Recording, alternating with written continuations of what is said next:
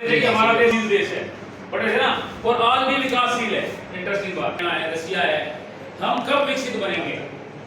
तो जब तक हम विकसित नहीं बन पाएंगे, जब तक प्रत्येक व्यक्ति शिक्षित ना हो, उसको पता ही ना हो, उसको जानकारी ही नहीं है, पढ़ा लिखा नहीं है। अगर बस में भी यात्रा करनी है तो उसको बेसिक नहीं पता कि बस का नंबर कैसे देखना है, किधर जाना है। उसको नहीं पता कि मोबाइल का रिचार्ज कौन कौन मोबाइल चलाता है, 4 5 6 7 8, ठीक है। मगर ऐसे भी बहुत सारे पेरेंट्स मिलेंगे जो अपने बैंक का वो कोई एक जीरो बढ़ा दे, आगे पीछे कर दे, अपने नाम से भर लेता है, ठीक है, कुछ भी कर ले, ठीक है। तो अगर हमें कोई पड़ोस में किसी छोटा मोटा पंगा हो जाए, पुलिस आ जाती है, लेके अरेस्ट करके चल देती है, हम साथ चल देते हैं डरे डरे से। फिर हम किसी विधायक को पार्षद को फोन करते, भाई बचा ले, ठीक है। हमें बेसिक जानकारी नहीं है उस स्थिति में कौन से कानून होते हैं, हमें क्या करना चाहिए। हमें हॉस्पिटल में जाना है, वहां पे भी पर्ची बनवानी है, ठीक है। तो अगर बता दें रूम नंबर 401 में जाना है, 401 कौन सा है ये नहीं पता है, फिर ढूंढते फिर 401 किधर है, ठीक है।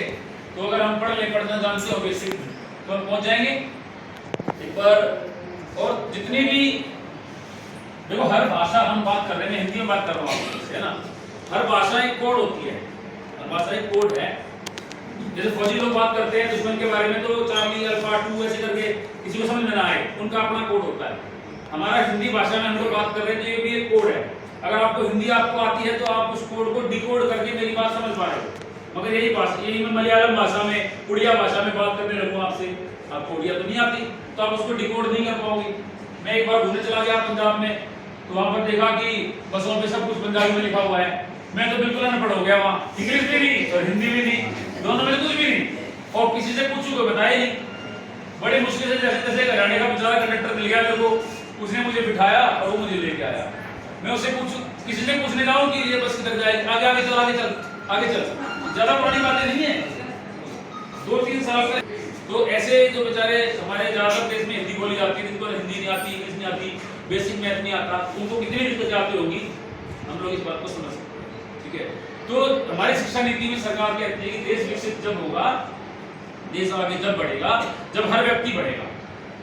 हर व्यक्ति बढ़ेगा, हर व्यक्ति कब बढ़ेगा? जब हर व्यक्ति पढ़ेगा, ठीक है।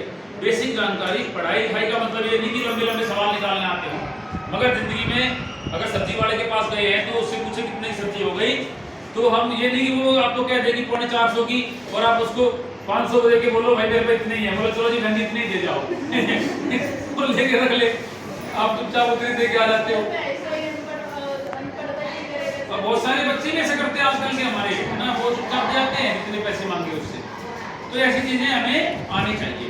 देख उसके लिए अब सरकार ये सोचती है कि बच्चे को अगर पढ़ाना है तो पेरेंट्स भी हमारे थोड़े से जागरूक। का बच्चा अच्छा नहीं कर रहा तो क्या बच्चे का दोष है?